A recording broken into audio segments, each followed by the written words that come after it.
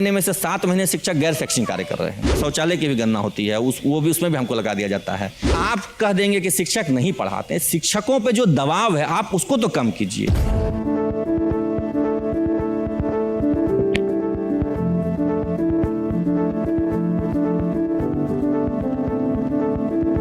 अभी देखिए सितंबर है, मैं आपको जुड़वाता हूँ। जनवरी में जातीय जनगणना जो सर्वे चल रहा था उसके तहत हमसे मकान गिनवाया गया, जनवरी उसमें बीत गया। फरवरी में मैट्रिक इंटर में शिक्षकों की ड्यूटी लग गई। अधिकांश शिक्षक जो थे विद्यालय से वो डेप्यूटेशन में परीक्षा सेंटर चले गए। मार्च में इवैल्यूएशन में उनकी ड्यूटी लग गई।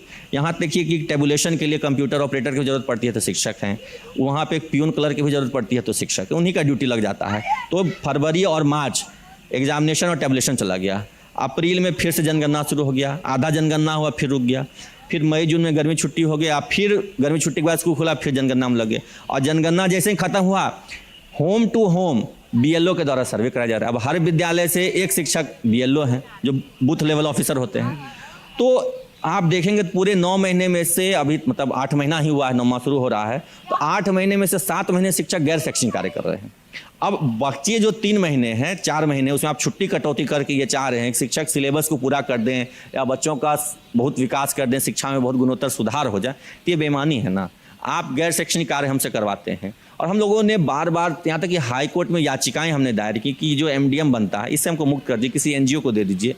जो विद्यालय के प्रधान होते हैं उनका शैक्षणिक वातावरण पर ध्यान होना चाहिए, फोकस होना चाहिए।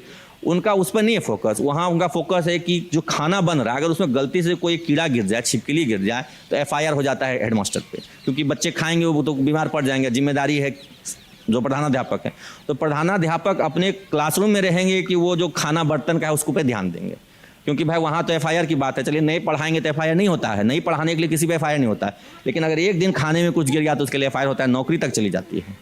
तो इस तरह का दबाव है, गैर शैक्षणिक कार्यों का दबाव है। इसको अगर सरकार खत्म कर दे और शैक्षणिक कार्यों पर ही फोकस करे, शिक्षकों को केवल पढ़ाने के लिए कहा जाए। हमसे ये जाति जनगणना, शौचालय गणना, शौचालय की भी गणना होती है, वो भी उसमें भी हमको लगा दिया जाता है। एक बार की मैं बात बता रहा हूँ कि खुले में शौच से रोकने के अभियान में शिक्षकों को लगा दिया गया था। हाँ, मुझे याद है। जी, और उसमें शिक्षक पीट गए। सुबह सुबह जाते थे टॉर्च लेकर के। उसमें महादलित टोले की महिलाएं कहीं उन्होंने पकड़ लिया था, शिक्षकों को बहुत पीटा था, बीडीओ साहब को भी पकड़ लिया था। तो ये तो अपमानजनक कार्य करवाए जाते हैं ना हमसे। ये जो गैर शैक्षणिक कार्यों की लंबी श्रृंखला, अभी कुछ दिन पहले देखिए बोरा बेचने का आदेश निकल गया।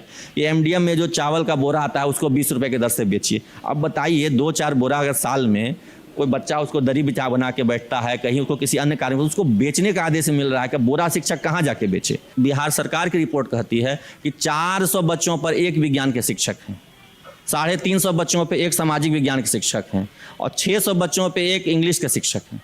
कैसे पढ़ाएंगे कोई? यहाँ मात्र पूरे बिहार में 19% ऐसे विद्यालय हैं जहाँ सभी विषय के शिक्षक हैं। तो किसी विद्यालय में जहाँ गणित का शिक्षक नहीं है तो वहाँ के बच्चा गणित में कैसे तेज होगा? सभी पंचायतों में +2 स्कूल खुलवा दिए गए, एक भी बच्चा उस +2 स्कूल में पढ़ने नहीं जाता है। क्यों नहीं जाता है? कि वहाँ एक भी शिक्षक नहीं +2 का। प्राइमरी का टीचर +2 के बच्चे को साइंस मैथ्स कैसे पढ़ाएगा?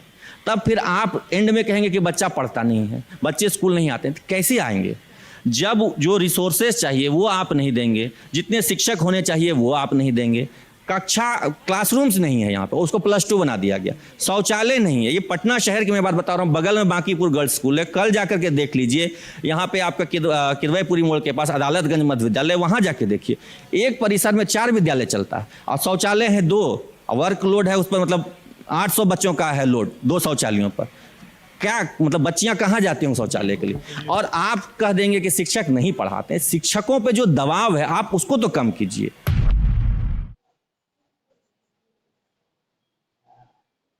8 महीने में से 7 महीने शिक्षक गैर शैक्षणिक कार्य कर रहे हैं। शौचालय की भी गणना होती है, वो भी उसमें भी हमको लगा दिया जाता है।